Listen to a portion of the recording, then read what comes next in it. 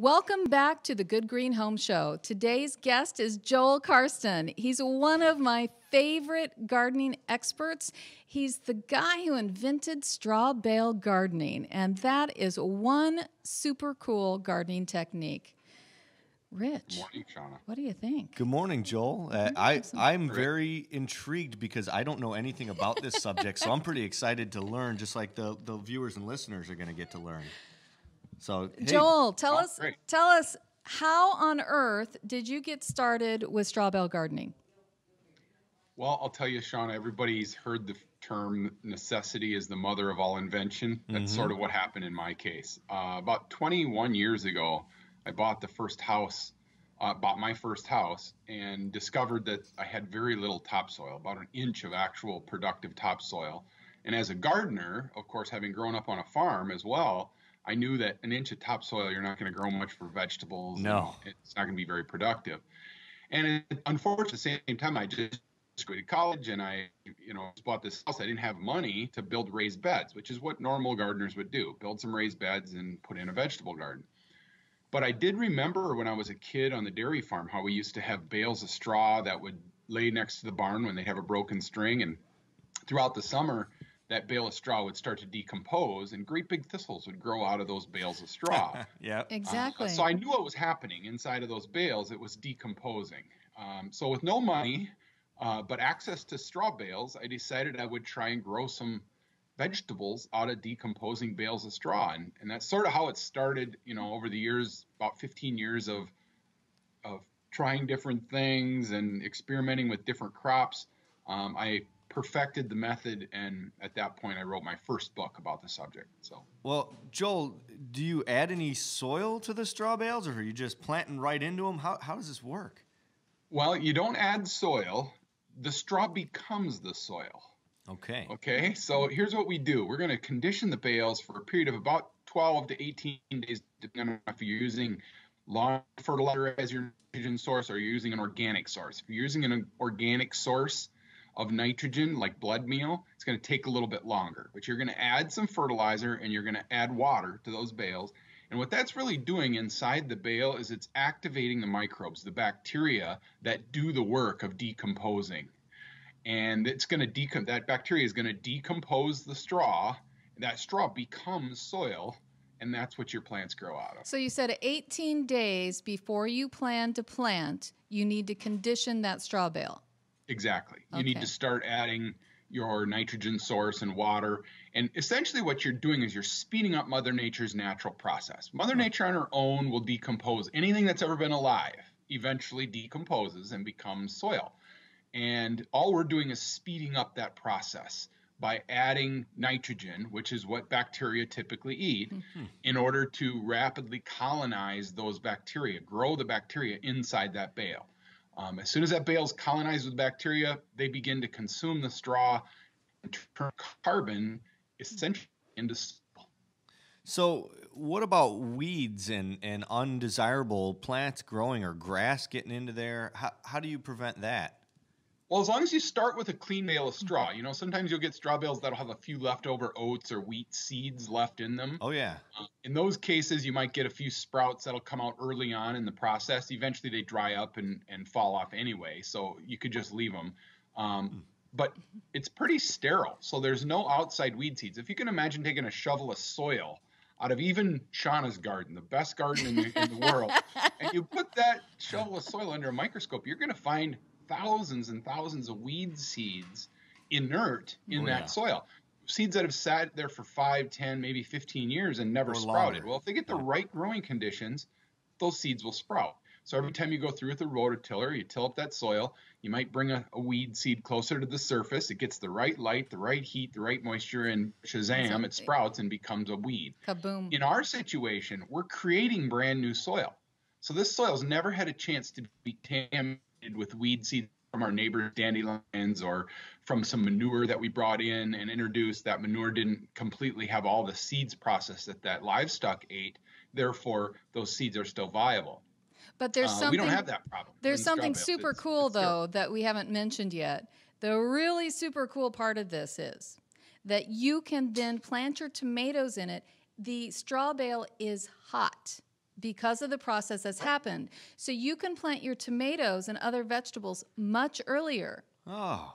Right. Isn't it genius? I love that. I was going to ask if there was any other advantages to doing this, and that would definitely be one. Obviously, it extends the season, certainly. So it's probably less expensive than going and buying a yard of compost, something like that, to get your garden started to do your raised bed. Way less expensive. And in terms of volume, a typical average straw bale is about 14 cubic feet. Well, if you were to buy 14 cubic feet of potting mix, you're going to have a big investment there. And potting mix is going to be nice and sterile. There's no weed seeds in it. It has a lot of the same characteristics that a straw bale has once it's been conditioned. It's well drained. It doesn't have weed seeds. A lot of these it holds moisture really well, which is really a big advantage for growing vegetable crops in particular. Oh, I love it. And you could plant this anywhere. You could, if you had a community garden you wanted to start, but all you had was a parking lot, you could start an entire giant-sized garden only using straw bales and not planting anything in the soil. So it really is, from an urban perspective, people think of straw bales as being something that's out in the country, but in reality, this is a great urban solution. Hey, my mind is blown by this concept, because it's kind of like, it's like, forget everything you know about gardening. We're going to plant in straw bales now. And so that's pretty amazing. How do you stake, and this probably sounds like a kind of a weird question, but how do you stake a tomato in a straw bale garden? You just the same way? Tomato cage? What do you do? Yeah, you can use a tomato cage, but the problem is straw bale's a little bit tippy. So if you put a tomato in the top of that straw bale and the tomato goes another 5 feet, 6 feet high above that bale, it gets pretty top heavy. So you're going to need to stake it down with a wooden post or a steel post or something next to that tomato cage. What I like to promote is a much less expensive method of trellising your plants, which is to put a fence post at the end of each row of bales. So we're going to put as many bales as we want end to end. Typically 5 works really well. And then you put a post at the end of that row of 5 bales. Between the 2 posts, you string wire back and forth, which is real inexpensive. You can make the whole trellis system above 5 bales for about $15. Wow. The cost of 2 fence posts and a little bit of wire. That's less expensive than 2 tomato cages. And now you've got 5 bales. You could plant, if you wanted to, 10 tomatoes on the top of those 5 bales.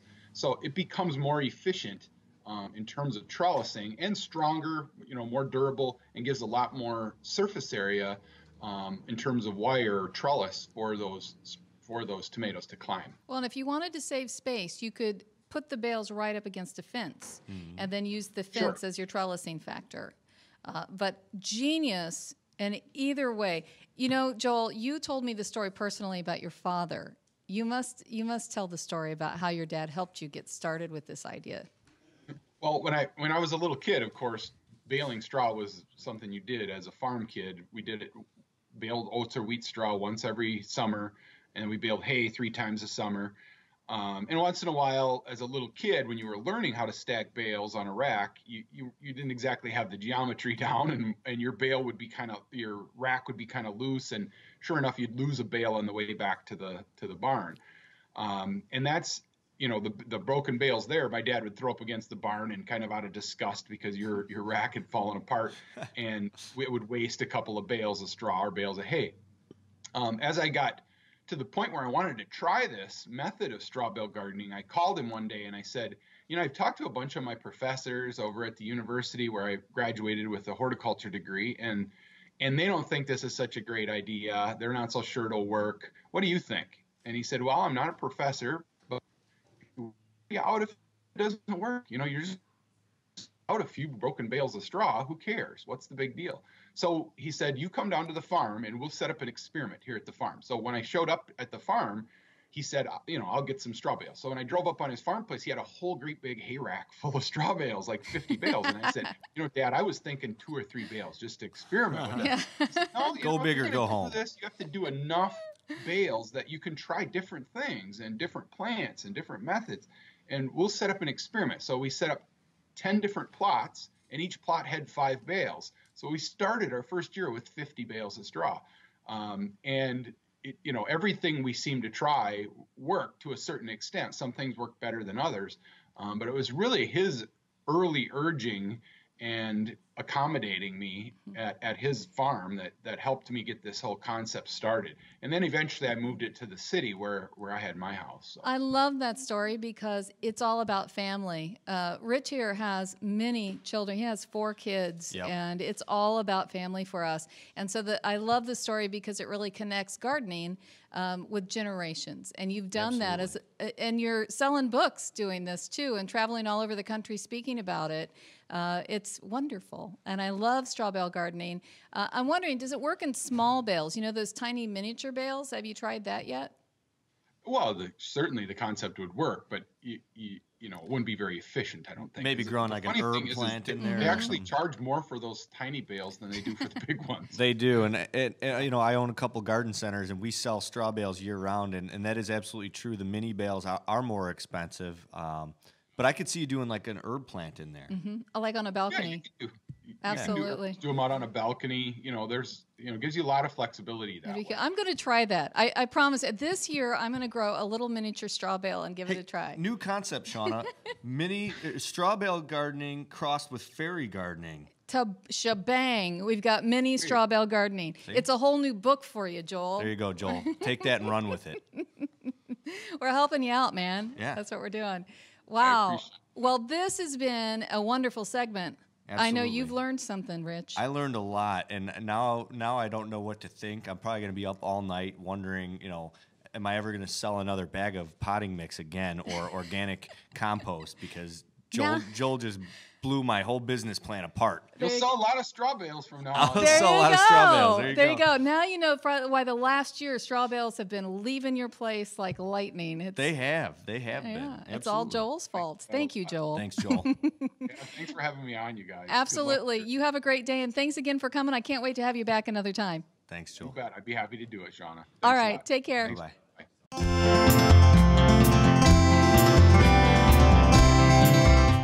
The new American Lawn Plan from Jonathan Green. Superior grass genetics, superior soil biology. If the house, the dog, and the kids are important to you, then the yard that they and their friends play in should be important too.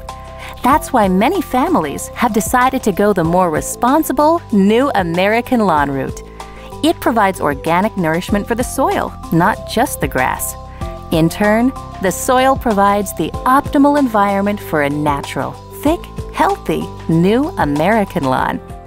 The new American Lawn Plan improves the biology of the soil, treating the cause, not the symptoms.